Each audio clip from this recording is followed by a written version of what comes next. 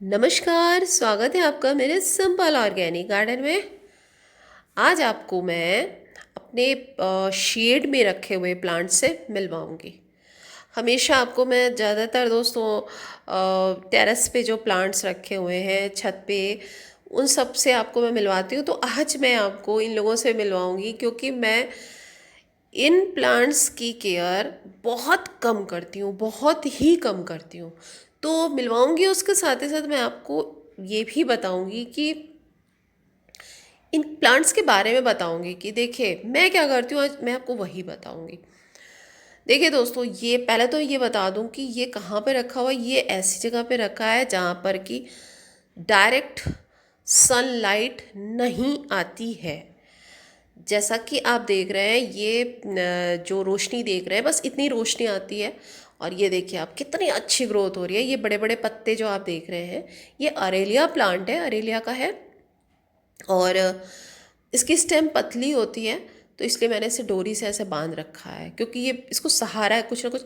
इसको या तो फिर मॉस स्टिक या कोई सी क्वायर स्टिक किसी चीज़ पे चढ़ा सकते हैं। वो मैं बना नहीं पाई हूँ, मुझे बनाना खुद ही है। मुझे, मैं खरीदूंगी नहीं, मैं बनाऊंगी। तो वो बस अभी मुझे टाइम नहीं मिल रहा था। और दूसरा, चलिए देखिए, ये है जो पर्पल हार्ट है। पर्पल हार्ट का क्या है कि ये धूप में तो है नहीं, तो इसलिए इसका कलर थोड़ा सा ऐसे डल सा है। और जो छत पे मैंने रखा हुआ है वो एकदम बिल्कुल, उसमें फ्लावर्स भी खूब निकलते हैं, आजकल भी खूब निकल रहे हैं फूल उसमें। उसका कलर भी बहुत ब्राइट है। इसका नहीं है क्योंकि इस ये धूप में नहीं है, इतनी बात है। ये सब देख रहे हैं ऐसे कबाड़ उल्टे सीधे सब डिब्बे डिब्बे में, सब में होल्स करके तब बनाया है। अब ये देख रहे हैं, ये देखिए इतनी लंबी सी इसकी स्टेम हो गई है मनी प्लांट की। तो देखिए दोस्तों, क्या होता है जब भी आप इस तरीके से कोई जो ये इंडोर प्लांट्स हम जिन्हें बोलते हैं, इनको आप, इंडोर का मतलब ये है कि आप बिल्कुल अंधेरे में मत रखिए। कोई भी प्लांट हो उसको रोशनी चाहिए होती है, भले चाहे वो आप सीधे सीधे डायरेक्ट उसमें रखे, चाहिए होती है रोशनी, या फिर इनडायरेक्ट चाहिए ज़रूर होती है। अंधेरे में कोई भी प्लांट ग्रो नहीं करता है। वो ग्रोथ नहीं करेगा, मतलब ऐसा लगेगा कि वो मर ही जाएगा एकदम, नहीं हो सकती उसकी ग्रोथ। थोड़ा बहुत ये होता है कि हम कोई सी आर्टिफिशियल लाइट्स या उसमें एलईडी के नीचे विचे रखते हैं, तो तब भी इनको नेचुरल चीज़ की बात अलग होती है। अब ये देखिए दोस्तों, ये है मेरा वो sweet potato wine. Sweet potato wine मैंने कोई ख़रीदा नहीं था, मैंने वो शकरकंदी जो होती है, फ्रेश वाली शकरकंदी, उसी से ग्रो किया है। और इसने सब तरफ ये फैल गई है। अब बात ये है कि ये फैल गई है। और ये देखिए, ये जैसे कि अरक्का पाम देख रहे हैं, इसमें भी नई नई पत्तियां आ रही हैं, इसकी ग्रोथ हो रही है। और इसी में ही एक कटिंग लगी हुई है डेफिनबेकिया की, बहुत दिनों से, और मुझे उसको रीपॉट करना है। इसके बाद दोस्तों, ये सारे कोकोडामा का मैंने आपको वीडियो बना के बताया हुआ है, अभी कुछ टाइम पहले ही मैंने बनाया था। तो मैंने यहीं पे शेड में रख दिया क्योंकि सिंगोनियम लगा हुआ था। तो देखिए दोस्तों, क्या होता है जब आप इस तरीके के प्लांट्स लगाइए, तो शुरू में ही जो मिट्टी तैयार करिए, सारी बात वही होती है। 3 चीज़ों का आप ध्यान रखिए इन सारे प्लांट्स में। बस बार बार कोई इसमें झंझट नहीं रहता है, कुछ नहीं करना रहता है। मैं, आप देख ही रहे हैं दोस्तों, मैं इनको नहीं कुछ करती। सारा टाइम मैं, जैसा कि मैं अपने और भी पहले भी बता चुकी हूँ, मैं अपने गार्डन के काम खुद से करती हूँ। कोई माली नहीं, कोई दूसरा फैमिली के मेंबर से, मतलब घर में फैमिली से मैं किसी से भी कोई मदद अपने गार्डन के काम में नहीं लेती हूँ। तो छत पे ही सारा समय चला जाता है।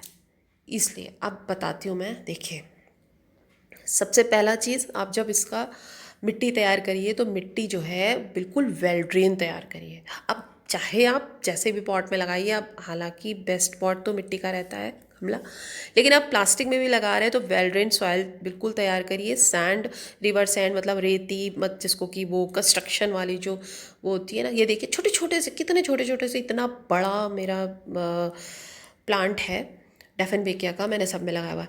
तो मिट्टी बहुत अच्छी तैयार करिए। गोबर की खाद जो होती है, अच्छी डिकम्पोज्ड हुई जो खाद रहती है वो इन प्लांट्स के लिए बहुत अच्छी रहती है। नहीं है होती है तो आप कंपोस्ट मिक्स करके गार्डन की सॉइल, कंपोस्ट, सैंड, ये चीज़ें बराबर समान मात्रा में लेकर के इनकी मिट्टी तैयार करिए। ये देखिए, ये मैंने एक गत्ते वाले ही डिब्बे में कपड़ा उपड़ा वो थैली लगा के बनाया हुआ, कितने दिन से ये यहीं पे ऐसे ही रखा है, बहुत ग्रोथ हो गई है इसकी। तो इस तरीके से आप इसकी मिट्टी तैयार किया करिए इन प्लांट्स की। पॉट में ड्रेनेज होल ज़रूर हो, और आपने एक बार प्लांट लगा दिया ला करके नर्सरी से, बार बार इनकी जगह अगर आपको दिख रहा है कि ग्रोथ हो रही है, अच्छी खासी ग्रोथ हो रही है, तो बार बार इनकी जगह चेंज ना करिए। एक बात, दूसरी बात यह है कि ब्राइट लाइट में रखिए, अंधेरे में मत रखिए, डायरेक्ट सनलाइट में मत रखिए। अब मैं इसको बढ़ना, मैं चाहती नहीं हूँ कि ये मेरा जो क्रिसमस ट्री है ना, ये बड़े एरिकेरिया का प्लांट जो है, क्योंकि मेरी विंडो नहीं खुलेगी, तो इस वजह से पानी तभी दीजिए, देख लीजिए अच्छी तरीके से कि मिट्टी सूख चुकी है, ड्राई हो चुकी है, तब पानी दीजिए, ठीक है।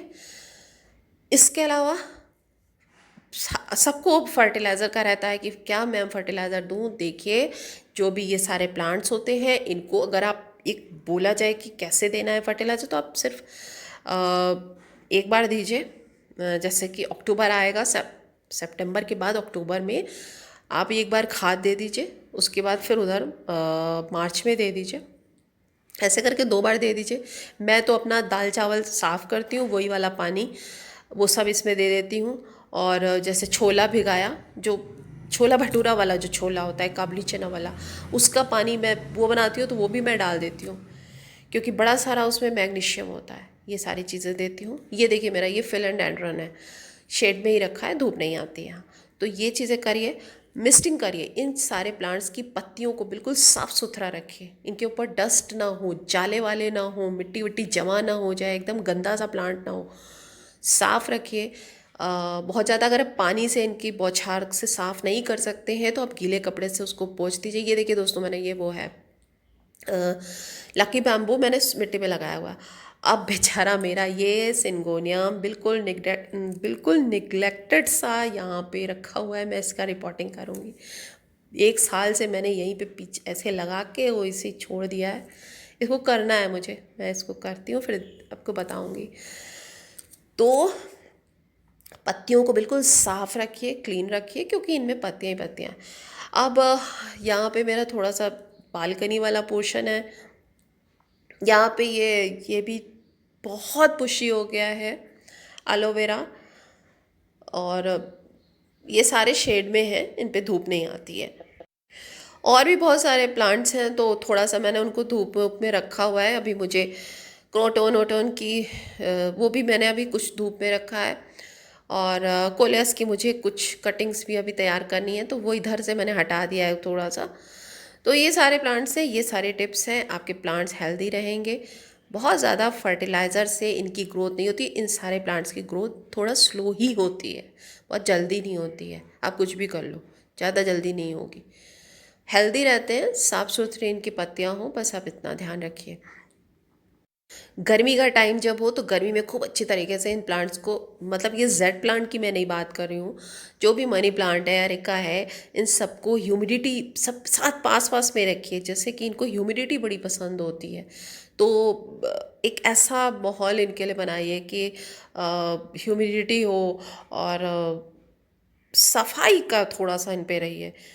अच्छी तरीके से ना इनको नहला दिया करिए, तो ये फिर बड़े खुश रहते हैं। अब ये देखिए, दूसरा प्लांट मैं आपको अरेला का ये दिखा रही हूँ, ये तो मैंने कटिंग से लगाया है। तो चलिए, अगर आपको अच्छा लगा हो वीडियो तो लाइक करिएगा, और अगर वीडियो नहीं अच्छा लगा हो तो सब्सक्राइब कर लीजिएगा, अगर सब्सक्राइब नहीं किया है तो। भाई थैंक यू। और मैंने ये वाला दोस्तों मार्बल जो मनी प्लांट है, इसको अभी रिपोर्ट किया है, बड़ा बेकार सा मैंने ख़रीदा था। चलिए, बाय। और ये तो वो है ड्रेसिना, इसको जो है कटिंग से ही, ये भी कटिंग से ही लगाया है। ये इसको भी मैंने इधर शेड में रख दिया है। ये क्या कहते हैं, ये जो है वो है गरम मसाले वाला प्लांट है, सही से ग्रोथ चल रही है। सब तो यहाँ कटिंग वाले प्लांट है, ये भी कटिंग का ही लगाया हुआ प्लांट है। ये भी कटिंग से मैंने लगाया है, ये तो मैंने किसी से लिया था और फिर लेने के बाद चॉकलेट ड्रेस से ना। ये देखिए यहाँ भी पूरा मनी प्लांट ऐसे भर गया है। कोलियस का कटिंग ये लगाया है, और ये मेरी शेड में ही मैंने इसको खाद भी रख दिया, क्योंकि बाहर बार बार बारिश होगी तो फिर से गीली हो जाएगी। थोड़ा धूप निकले तब इसको मैं फिर सुखाती हूँ। चलिए, थैंक यू।